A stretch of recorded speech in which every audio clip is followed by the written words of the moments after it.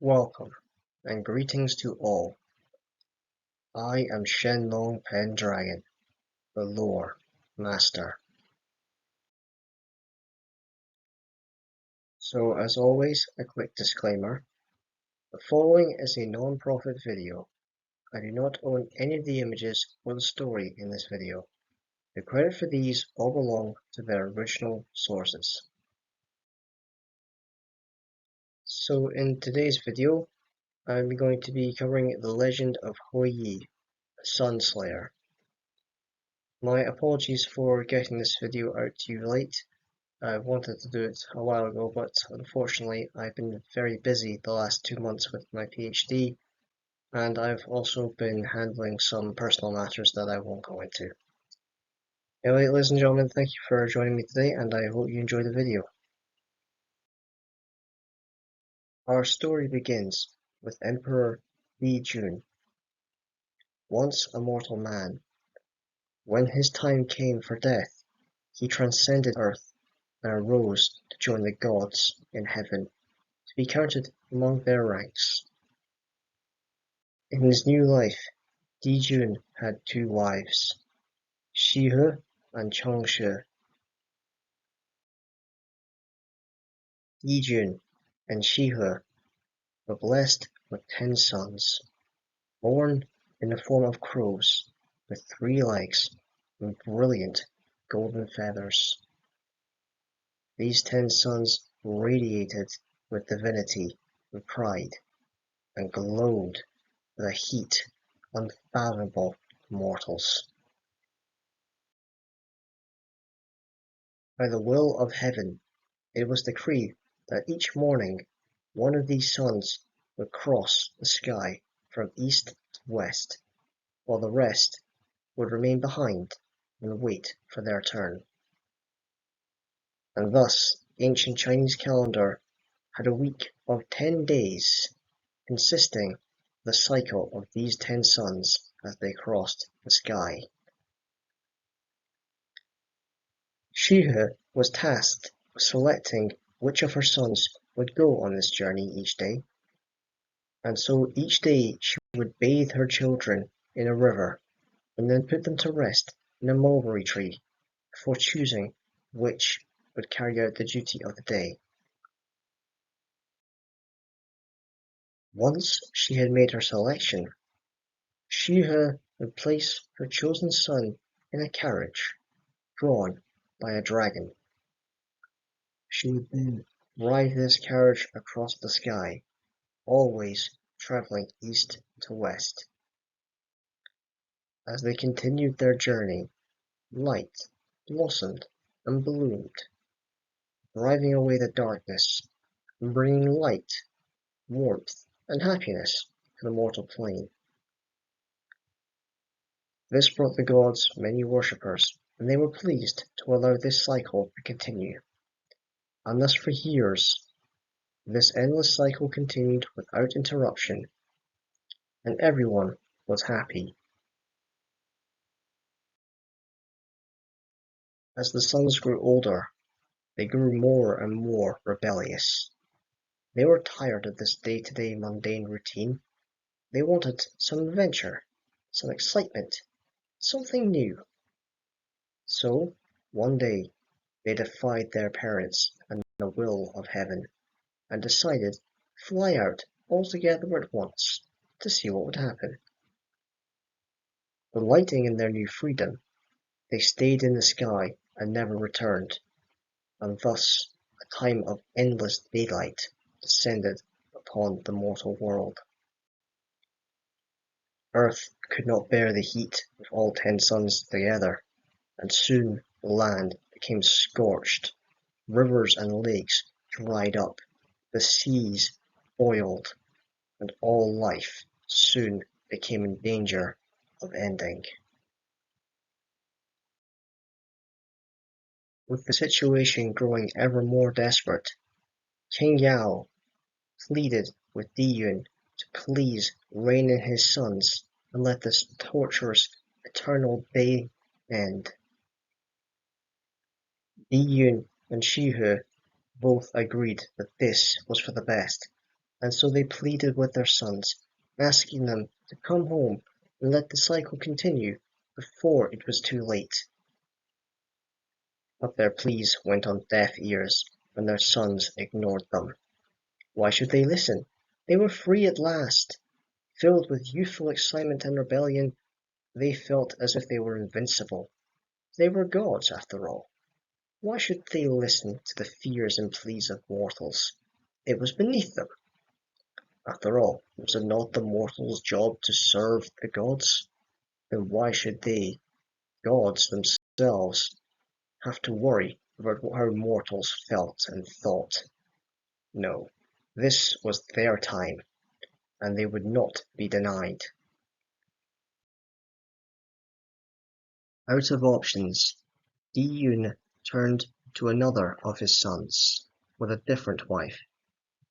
This was the mighty Yi, a legendary archer and warrior, the husband of Chonga, goddess of the moon.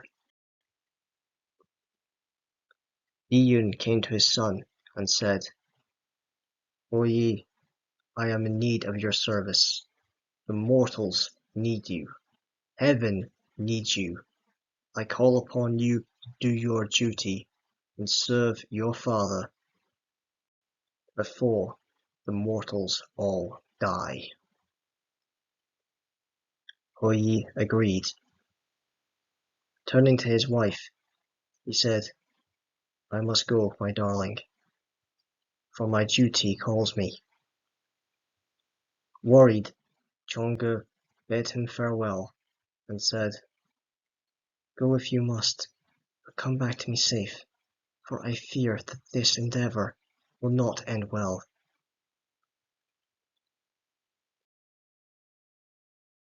Upon his arrival on Earth, Yi was shocked at the devastation. He met with King Yao, and King Yao tasked him with doing what he must to remove the suns from the sky and let the cycle continue as it always had before time ran out. And so Yi set out into the field to confront his half-brothers. Brothers, sons of my father, great lords of the heavens, great shining golden birds, I call upon you to speak with me. We are family, are we not? Come, let us talk, for it has been so long. The sons scoffed. So our brother has come to reason with us. Very well, as you are family, we will hear you out. Speak. Be quick, for you are interrupting our fun. Sons, please, this is madness. Return to your mother's side. She grieves. She pleads. Will you not answer her cries? Will you not bring an end to her tears? And look at this devastation. Is this truly what you want? To remove all life from the earth and leave it nothing but barren and scorched? Please let this madness end. Return home and let the cycle continue. The sons laughed. Who are you to dictate to us what we must do? No, Yi. Go back with your tail between your legs and tell father that we will not return. This is our time for fun, and our fun has not yet ended. No, we will stay here as long as we like, and the mortals can suffer and bear it until we are done. And so, with a heavy heart, Yi returned to King Yao's palace. Your Majesty, it gives me no pleasure to tell you this, but I have failed to reason with my half-brothers. They cannot be reasoned with. Not even our father or their mother can bring them to heel. Saddened by the news, King Yao scowled. Yi, a mighty warrior you are indeed to have gone out there alone, brave that heat. But once again I must ask you, please find a way to save my people. I don't care what you do or how you do it, as long as you do it. While those suns remain in the sky, my people continue to suffer. Please, my lord, save them before it's too late. And so, the next day, Hou Yi once again set out into the field, this time with weapon in hand. Raising his bow, he pulled back on the string. Brothers, sons of my father, great golden birds of the sky, I do not wish to do this, but you are leaving me no choice. Withdraw, return to your mother's side, or I will release arrows upon you. Please, do not make me slay you. The sons quivered, knowing Hou Yi's reputation as an archer, but then they realized it was a trick. Laughing, they said, Hou Yi, you mean to trick us? You are armed with bow, but no arrows. How dare you threaten us? How dare you insinuate to kill us? Surely you would not dare, for we are gods, and the wrath of the heavens would fall upon you if you were to lay but even a single finger on us. Go back, Hou Yi. You have failed. Our fun will never end, and the world will continue to burn. And so Hou Yi returned. This time he spoke to Dijun himself. Twice he had tried, and twice he had failed. He had been unable to reason with the sons, nor could he scare them away with tricks. With a heavy heart, Dijun knew there was only one option left. And so he gifted Hou Yi with a mighty bow and arrows capable of slaying even gods. Hou Yi, my son, this is the last, final solution I have. This is truly our last resort. Give my golden sons one last chance to heed. If they do not, then I give you permission to slay them. His voice breaking, Diyun could not contain his sadness. What would his wife say now that he had given the order to execute his own sons? Seeing his father's grief, Hou Yi took the weapons and said, Fear not, father. I do not wish to do this either. I will give them a final chance to withdraw and return to their mother's side, and if they do not, I will be the judge and executioner of this sorry affair. I will take full responsibility, for I am the one holding the bow. I will be the one to release the arrow, and so the decision is ultimately mine to make, as is the fallout.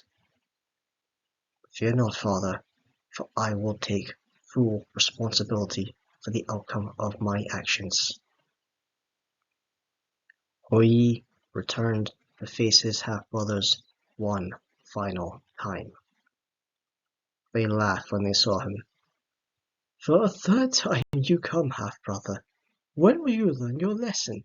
We will not be dissuaded. We will not be tricked. Go away, and let us have our fun in peace.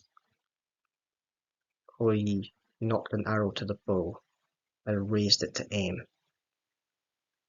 My half-brothers, it fills my heart with grief, it truly does. But this is your last warning. Return to your mother's side and let the cycle continue uninterrupted, or I will fire. The sons laughed. You would not dare. Hou Yi blinked, counted to 3, and drew the arrow back. This is your final chance. Turn back now, or I will loose. The sons scoffed. They did not believe him. They were gods. Hou-Yi would not dare slay them for the repercussions. But Hou-Yi was unafraid. He had made a promise to save Earth, and he would fulfill it. He would fulfill his duty, even if he must slay his own kin. And so, one by one, Hou-Yi shook down the sons, until only one remained. As they fell, crashing to earth, their life leaving their bodies, the sun's golden radiance and heat faded from them, leaving them as nothing more than three-legged black crows that crashed ragged and sorry into the earth.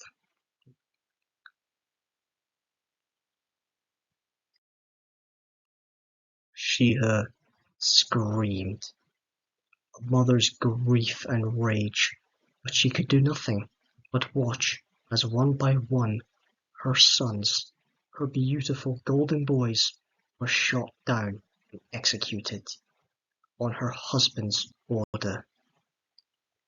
She knew her husband was only doing his duty, that Hou-Yi was only doing his duty, and this was truly not done from malice. She knew this, but she was still filled with her mother's grief. She hurried to Hou-Yi and pleaded, begged him to spare her last remaining son. She promised to keep a careful watch on him, to curb his worst excesses, and promised that this eternal day would end and the cycle would continue as it always had, uninterrupted. Hou-Yi was holding back his own tears. He had just slain his half-brothers. He felt terrible, but he knew it had been the right thing to do. He lowered his bow. She-He, Lady of the Sky, wife of my father, mother of those I have slain, I give you my word. I will end bloodshed, and I will let your last son live. But should he ever, ever harm, threaten Earth again, I will do what must be done, for that is my duty. Hou-Yi, I thank you for this mercy. I promise he will never be a burden again. I promise this travesty will not happen again. Please spare him, please. Hou-Yi nodded. And so the cycle continued. Each day She-He would wash her remaining child and take him across the sky, but at night he would hide for fear of Hou-Yi. He was now truly afraid that he too would join his brothers, and so he promised himself that he would never, ever again continue an eternal day, and he would always listen to whatever his mother told him to do. That way he would be safe, and Hou-Yi would never slay him. And thus balance had been restored. The sun would rise in the east and make his journey across to the west, before setting and hiding in the night, for fear that Hou-Yi would hunt him down and slay him, as he had done his 9 brothers. She-He kept her promise, and kept a careful watch on her last remaining son, making sure that he never broke the cycle again. The son was only too happy to listen to his mother. And yet, despite the restoration of this balance, Chang'e grieved. She was alone now, condemned to watch her husband from afar, unable to touch or even to speak to him, with only her white moon rabbit for company. For now, Hou-Yi must endure the repercussions of his actions. As he promised, Hou-Yi alone took full responsibility. He alone would bear the punishment. The gods had decreed that Hui would be condemned to live a mortal life forever, unable to return to heaven. It seems unfair, but the gods could not allow the slaying of their own go unpunished, even if it had been just.